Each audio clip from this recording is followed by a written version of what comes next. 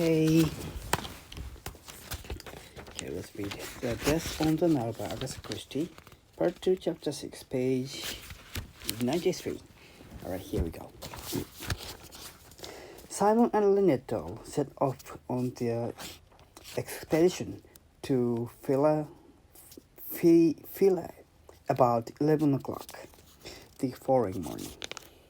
Jacqueline de Belfort, sitting on the hotel balcony, watching them set off in the picturesque sailing boat.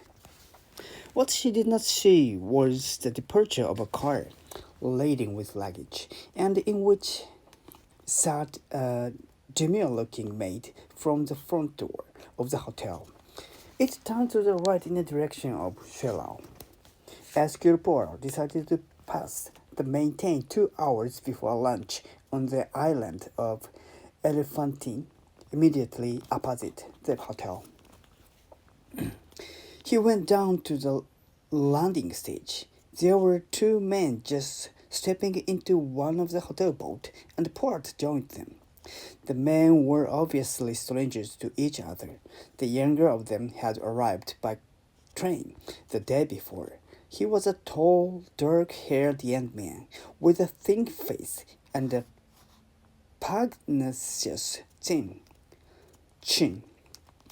He was wearing an extremely dirty pair of grey flannel trousers and a high-necked polo jumper, singularly unsuited to the climate.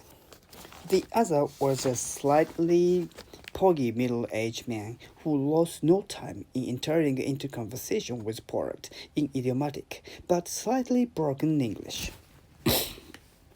Far from taking part in the conversation, the younger man merely scowled at them both and then deliberately turned his back on them and proceeded to admire the agility with which the boatman steered the boat with his toes, and he manipulated the sail with his hand.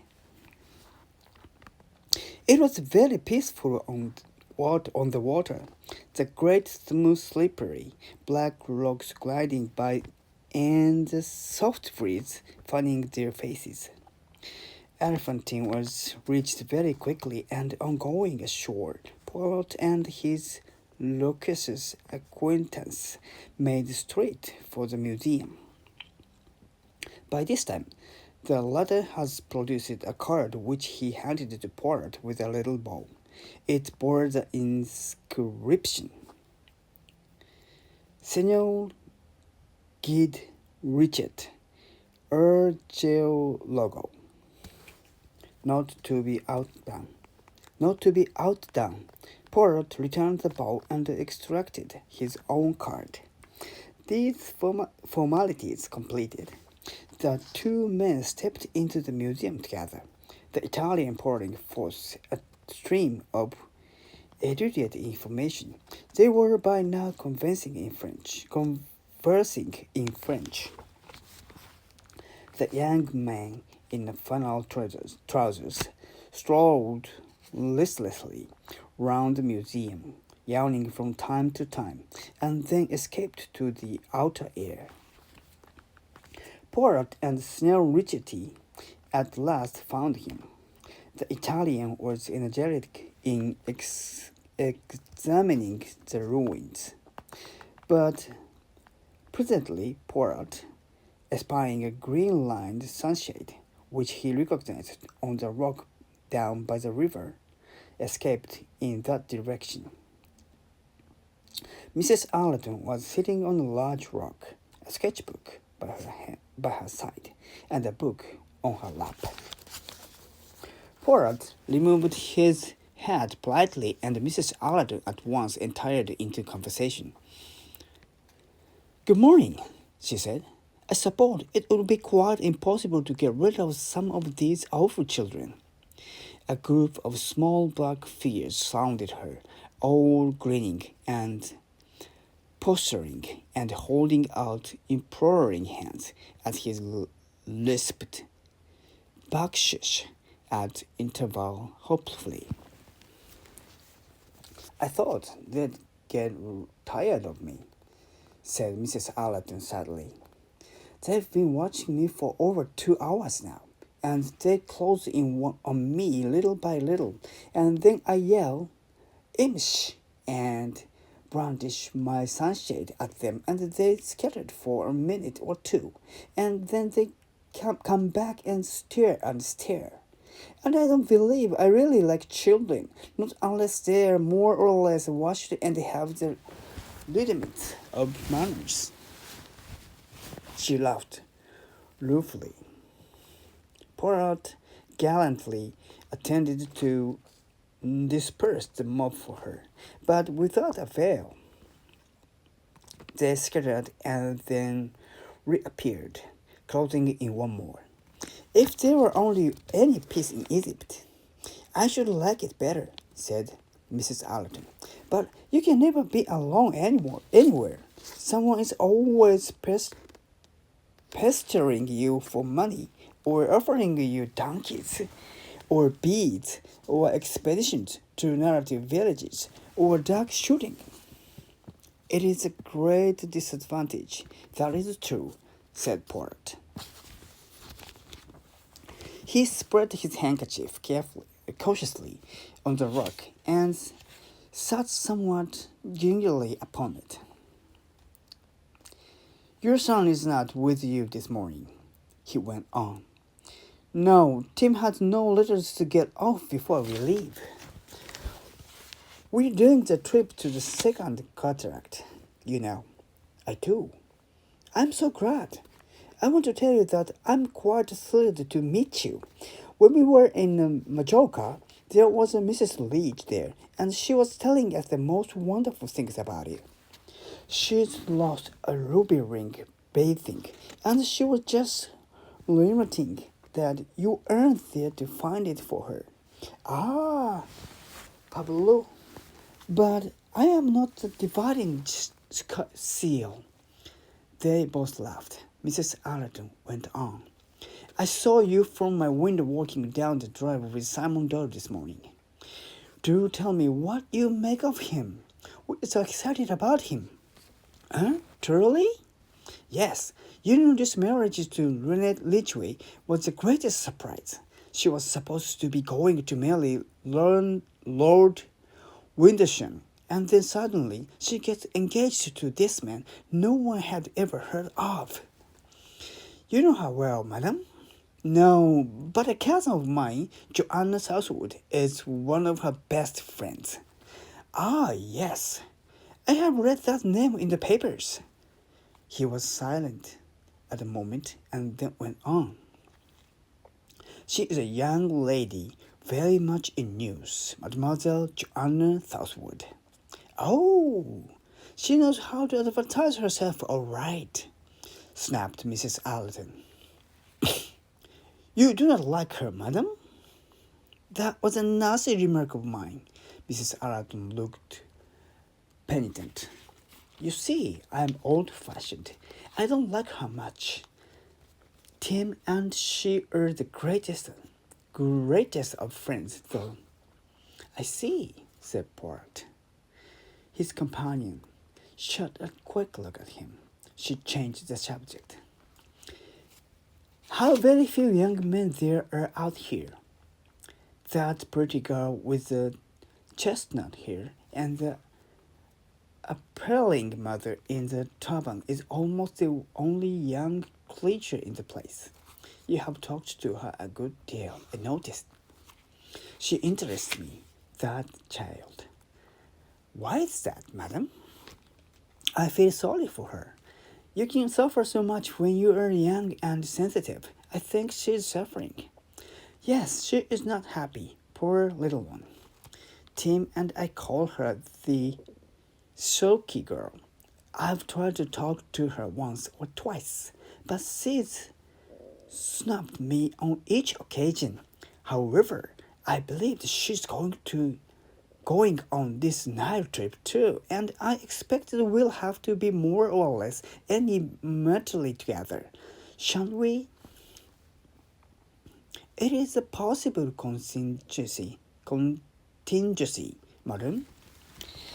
I am very materially. People interested me enormously. All the different types. She paused, then said, Tim tells me that dark girl, her name is Belfort, is a girl who was engaged to Simon Nile. It's rather awkward for them, meeting like this. It is awkward, yes, agreed Poirot. Mrs. Allerton shot a quick glance at him. You know, it may sound foolish, but she almost frightened me. She looked so intense. Poirot nodded his head slowly. You are not far wrong, madam. A great force of emotions is always frightening. Do people interest you too, Monsieur Poirot? Or do you reserve your interest for potential criminal? Madam, that category would not leave any people outside it. Mrs. Allerton looked a trifle startled. Do you really mean that? Given the particular incentive, that is to say, Poirot added, which would differ? Naturally, Mrs. Allerton hesitated, a little smile on her lip. Even I, perhaps? Mothers, madam, are particularly ruthless when their child are in danger, she said gravely. I think that's true. Yes, you're quite right. She was silent a minute or two. Then she said, smiling, I'm trying to image motive for the crime suitable for everyone in the hotel. It's quite entertaining. Simon Doyle, for instance, Poirot said, smiling. A very simple crime, a direct shortcut to his objective. No subtlety about it. And therefore very easily detected? Yes, he would not be ingenious. And Lynette?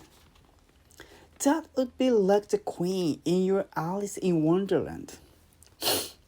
Off with her head. Of course, the device right of monarchy. Just a little bit of a novice Ben Vineyard touch. And the dangerous girl, Jacqueline de Belfort. Could she do a murder? Poirot hesitated for a minute or two. Then he said, doubtfully, Yes, I think she could. But you're not sure. No, she puzzled me, that little one. I don't think Mrs. Penningston could do that. Mr. Penningston could do one. Do you? He looks so desiccated and dyspeptic, with no red blood in him. But possibly a strong sense of self-preservation. Yes, I suppose so. And poor Mrs. Otterburn in her turban? There's always vanity. As a motive for murder? Mrs. Allerton asked doubtfully. Motives for murder are sometimes very trivial, madam. What are the most usual motives, Mr. Poirot? Most frequent, money. That is to say, gain in its various ramifications. Then there is revenge and love and fear and pure hate and beneficence. Monsieur Poirot. Oh, yes, madam. I have known of, shall we say, A being removed by B solely in order to benefit C. Political murders often come under that heading. Someone is considered to be harmful to civilization and is removed. On that account, such people forget that life and death are the affair of the good God. He spoke gravely. Mrs. Allerton said quietly, I am glad to hear you say that. All the same, good chooses his instrument. There is danger in thinking like that, madam. She adopted a little lighter tone. After this conversation, Mr. Poirot, I shall wonder that there is anyone left alive. She got up. We must be getting back. We have to start immediately after lunch. When they reached the landing stage, they found the young man in a polo jumper just taking his place in the boat. The Italian was already waiting. As the boatman cast sail loose and then started, Poirot addressed a polite remark to the stranger. "They're a very wonderful thing to be seen in Egypt, are they not?" The young man was now smoking a somewhat noisome pipe. He removed it from his mouth and remarked briefly and emphatically in astonishingly well-bred accent. "They make me sick." Mrs. Arden put on her pince-nez and surveyed him with pleasurable interest. Poirot said, "Indeed? And what is that?" "Take the pyramid. Great blocks of useless masonry put up to minister to the egoism of a despotic, bloated king. Think of the sweat masses who toiled to build them and died doing it. It makes me sick to think of the suffering and torture they represent." "Mrs. Arden," said Geoffrey, "you'd rather have no pyramids, no Parthenon, no beautiful tombs or temples, just the solid satisfaction of knowing that people got 3 meals a day and die in their beds." The young man directed his scroll in her direction. The young man directed his scroll in her direction. "I think people being murdered more than stones. But they do not endure as well," remarked Escaport. "I'd rather see a well-fed worker than any so-called work of art. That matters. It is the future, not the past." This was too much for Signor Rossetti, who burst into a torrent of impassioned speech not too easy to follow. It's not easy for me to follow too. Okay. The young man retorted by telling everybody exactly what he thought of the capitalist system. He spoke with the utmost venom. When the tirade was over, they had arrived at the hotel landing stage. Mrs. Arden murmured cheerfully, "Well, well," and stepped ashore. The young man directed a baleful glance after her. In the hall of the hotel, Poirot encountered Jacqueline de Villefort. She was dressed in riding clothes. She gave him an ironical little bow. "I'm going donkey riding. Do you recommend the native villages, Mr. Poirot? Is that an excursion today, mademoiselle? Bien. They are pictured, but do not spend large sums on native curios. We just shipped here for Europe. No, I am not so easy to deceive at that." With a little nod, she passed out into the brilliant sunshine. Poirot completed his packing, a very simple affair, since his positions were always in the most meticulous order. Then he repaired to the dining room and ate an early lunch. After lunch, the hotel bus took the passengers for the second cataract to the station where they were to catch the daily express from Cairo to Shiloh, the 10-minute run. The Aladdin, Poirot, the young man in the dirty flannel trousers, and the Italian were the passengers. Mrs. Audubon and her daughter had made the expedition to the dam and Philae and would join the steamer at Shiloh. The train from Cairo and Luxor was about 20 minutes late.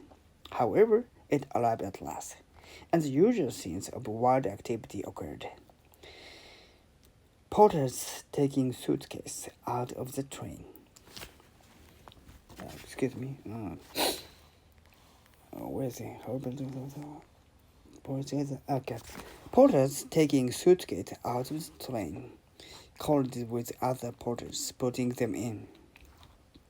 Finally, somewhat breathless, Poirot found himself with an assortment of his own, the Ireland's, and some totally unknown luggages in one compartment, while Tim and his mother were elsewhere with the remains of the assorted baggage. The compartment in which Poirot found himself was occupied by an elderly lady with a very wrinkled face, a stiff white stick, a good many diamonds, and an expression of reptilian contempt for the majority of mankind. She treated Poirot to an aristocratic glare and retired behind the page of the American magazine.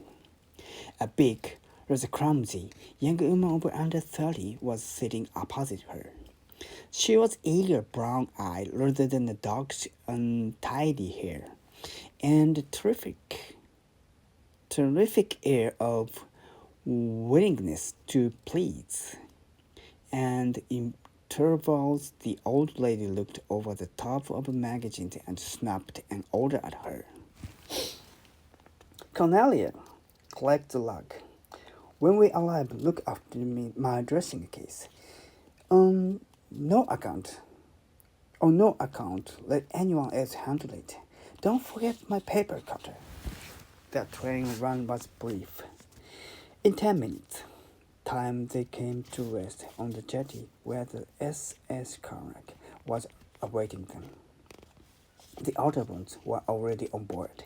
The Karnak was a smaller steamer than the Papyrus and the Lotus, the fast cataract steamers, which are too large to pass through the locks on Aswan. The passengers went on board and were shown the accommodation. Since the boat was not full, most of the passengers had accommodation on the promenade deck. The entire forward part of this deck was occupied by an observation saloon, all glass enclosed, which the passengers could sit and watch the river unfold before them. On the deck below were a smoking room and a small drawing room, and on the deck below that, the dining saloon. Having seen his possessions disposed in his cabin, Poirot came out on the deck again to watch the process of departure. He joined Rosalie Audubon, who was leaning over the side. So now we journey into Nubia. You are pleased, mademoiselle? The girl drew a deep breath. Yes, I feel that one's really getting away from things at last. She made a gesture with her hand. There was a savage aspect about the sheet of water in front of them. Masses of rock without vegetation that came down to the water's edge. Here and there a trace of houses abandoned and ruined as a result of a damming up of the waters. The whole scene had a melancholy, almost sinister charm. Away from people, said Rosalie Audubon. Expect those of our own number, mademoiselle? She shrugged her shoulders. Then she said, There is something about this country that makes me feel wicked. It brings to the surface all the things that are boiling inside one. Everything is so unfair, So unjust. I wonder, you cannot judge by material evidence, Rosalie muttered. Look at some people's mothers, and look at mine. There is no God but sex, and Salon Audubon. Salon Audubon is its prophet, she snapped. I should have said that, I suppose. Poirot made a gesture with his hand. Why not say it to me? I am one of those who hear many things. If, as you say, you boil inside, like the jam, bien, let us come to the surface, and then one can take it off with a spoon saw. He made a gesture of dropping something into the Nile. Then it has gone, Rosalie said. What an extraordinary man you are. Her shocking mouth twisted into a smile. Then she suddenly stiffened as she exclaimed, Well, here are Mr. Doll and her husband. Here, Mrs. Doll and her husband. I had no idea they were coming on this trip. Lynette had just emerged from a cabin halfway down the deck. Simon was behind her. Poirot was almost startled by the look of her, so radiant, so assured. She looked positively arrogant with happiness. Simon Doyle, too, was a transformed being. He was grinning from ear to ear and looking like a happy schoolboy. This is grand, he said as her two leaned on the trail. I'm really looking forward to this trip, aren't you, Lynette? It feels somehow so much less touristy, as though we're really going into the heart of Egypt. His wife responded quickly. I know, it's so much wilder somehow. Her hand slipped through his arm. He pressed it close to his side. We're off, Lynn, he murmured. The steamer was drawing away from the jetty. They had started on their 7-day journey to the second cataract and back. Behind them, a light silvery laugh rang out. Lynette whipped round. Jacqueline the Barefoot was standing there. She seemed amused. Hello, Lynette. I didn't expect to find you here. I thought you said you were staying in Aswan another 10 days. This is a surprise. You didn't. Lynette's tongue stammered. She forced a ghastly conventional smile. I didn't expect to see you either. No? Jacqueline moved away to the other side of the boat. Lynette's grasp on her husband's arm tightened. Simon! Simon! All Toad's good-humoured pleasures had gone. He looked furious. His hands clenched themselves in spite of his effort at self-control.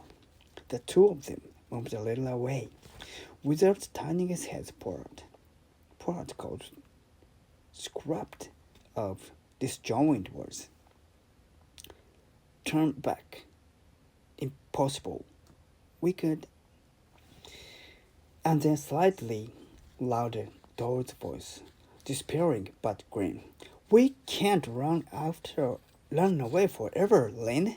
We've got to get through with it now. It was some hours later.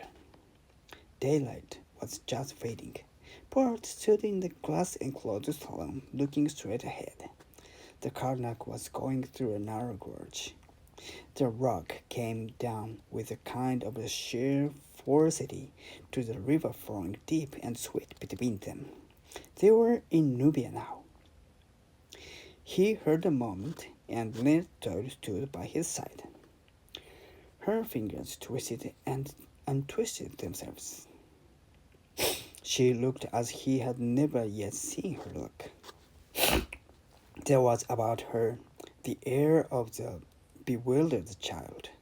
She said, Monsieur Poirot, I am afraid of everything. I've never felt like this before. All these wild rocks and the awful grimness and the starkness. Where are we going?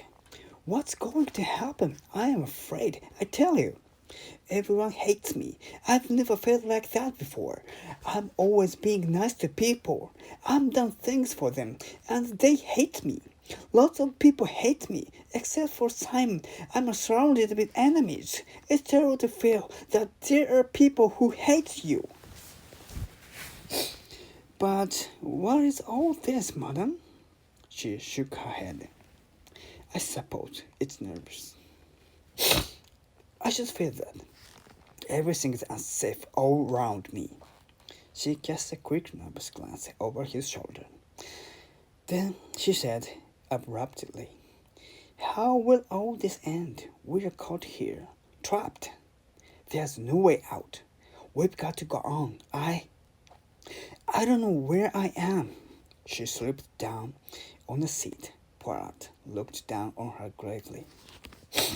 His glance was not untinged with compassion. She said, How does she know we are coming to this boat? How could she have known? Poirot shook his head as he answered. She has brain, you know. I feel as though I shall never escape from her, Poirot said. There is one plan you might have adopted. In fact, I am surprised that it did not occur to you. After all, with you, madame, money is not object. Why did you not engage in your own private dahabia? What is dahabia? Okay, anyway. Lynette shook her head rather helplessly. If we'd known about all this, but you see we didn't then. And it was difficult, she flashed out with sudden impatience. Oh, you don't understand half my difficulties. I've got to be careful with Simon. He's absurdly sensitive about money, about my having so much. He wanted me to go to some little place in Spain with him. He wanted to pay all our honeymoon expenses himself, and if it mattered. Man is stupid. He's got to get used to living comfortably. The mere idea of dahabia upset him. The needless expense. I've got to educate him gradually.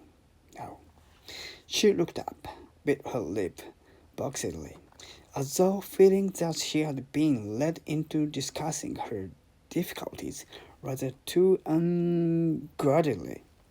She got up. I must change. I'm sorry, Monsieur Poirot. I'm afraid I've been taking a lot of foolish nonsense. Okay, thank you for listening. This is the end of the chapter 6 of the part 2. And it hurts from page 93 to 108. It's about 15 pages. Thank you.